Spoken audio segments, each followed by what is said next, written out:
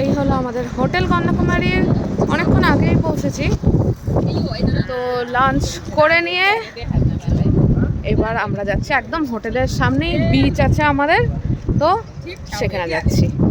তো আমরা বিচে চলে এসেছি ঠিক হোটেলের সামনেই।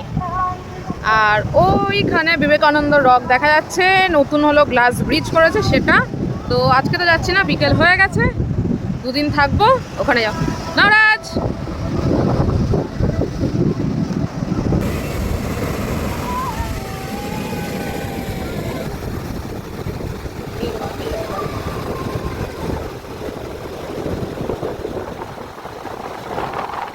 তো এসছিলাম তো এখানে বিকালবেলাটা সানসেট এনজয় করতে, কিন্তু দেখো সানসেট দেখতে এসেই কিন্তু এখানটায় দেখতে পেলাম একজন মাছুয়ারা মাছ ধরার জন্য সব ব্যবস্থা করছে। তো ভাবলাম এরকম তো আগে কখনো দেখার সুযোগ হয়নি, একটু দাঁড়িয়ে না হয় দেখেই নেওয়া যাক। তো দেখতে দেখতে কিছুক্ষণের মধ্যেই দেখো কি সুন্দর একটা মাছ ধরা পড়েছে। এটা কিন্তু একটা সারপ্রাইজ মতন ফিল হচ্ছিল। যাই হোক, তো সানসেট দেখে এখন কফিতে চুমুক দিয়ে নেওয়া যাক।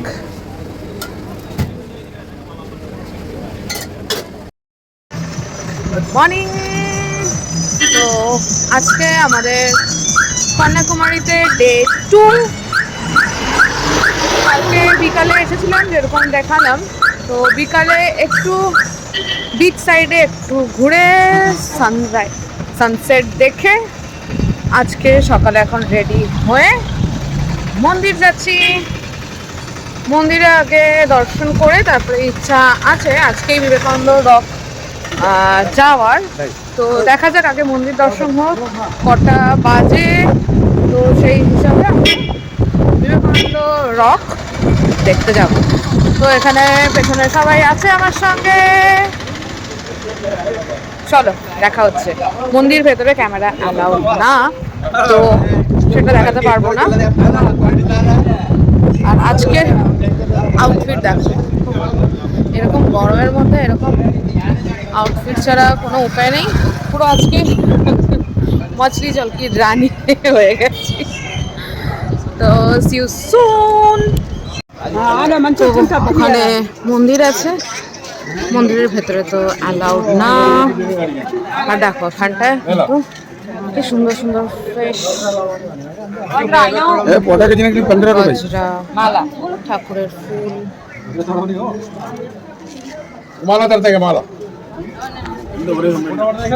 আমরা এখানে মন্দিরে লাইনে আছি, প্রসাদ ফুল সব কেনা হয়ে গেছে।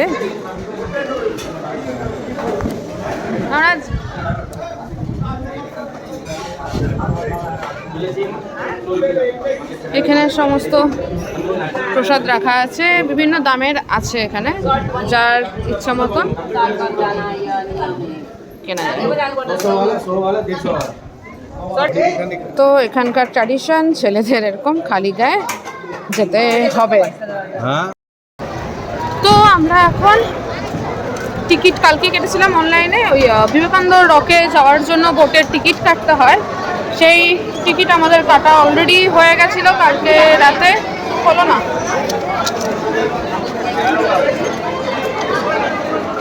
তো এটা হলো অনলাইনের টিকিট আমাদের।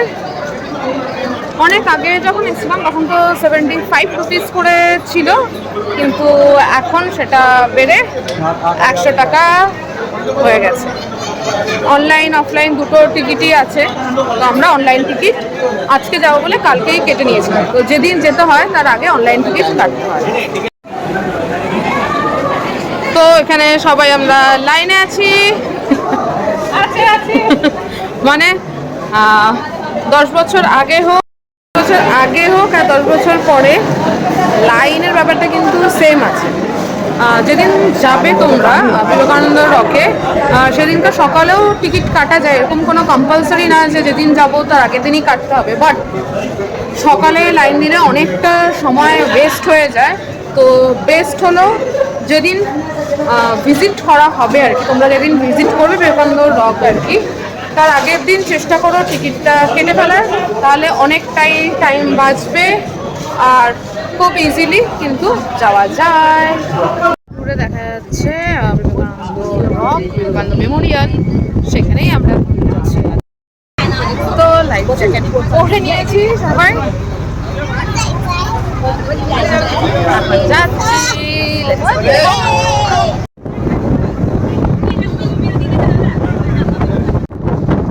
এই হলো বিবেকানন্দ রক। তো আমরা পৌঁছে গেছি সমুদ্রের ঠিক মাঝখানে।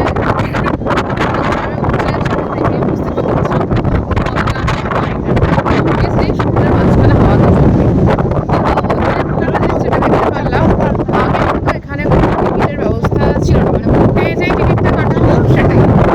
তো এখন আমার আলাদা করে এখানেও 30 টাকা পার হেড যাওয়ার জন্য টিকিট কাটতে হয়।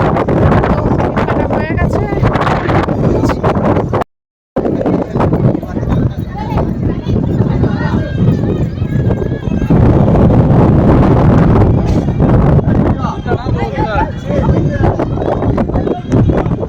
আর এই হলো সেই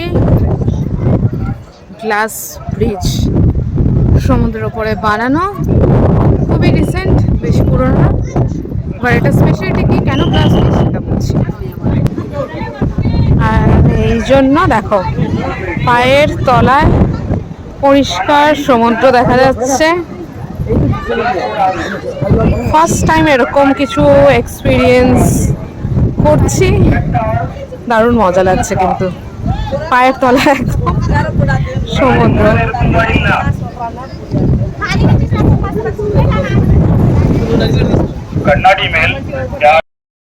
বিবেকানন্দ রক হয়ে গেছে, এখন আমরা এসেছি স্ট্যাচু অফ উইশডম।